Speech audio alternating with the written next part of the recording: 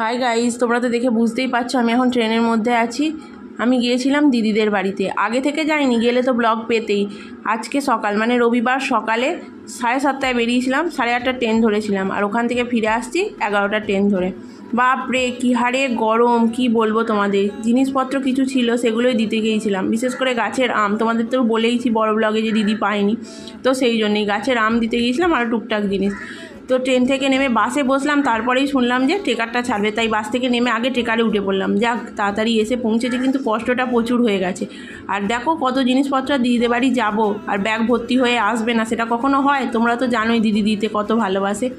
এই স্নান টান করে নিয়েছি, নিয়ে মালাগুলো পরিয়ে দিলাম। দিদি কত মালা দিয়েছে দেখতেই পাচ্ছ, সাথে মিষ্টিটাও দিয়েছে। আজকে যেহেতু লোকনাথ বাবার পুজো ছিল, সেই উপলক্ষে দিদি বললো মালা মিষ্টিটা নিয়ে যা, বাবাকেও দিবি আর ঠাকুরকে গুরুদেবকে সবাইকে দিবি।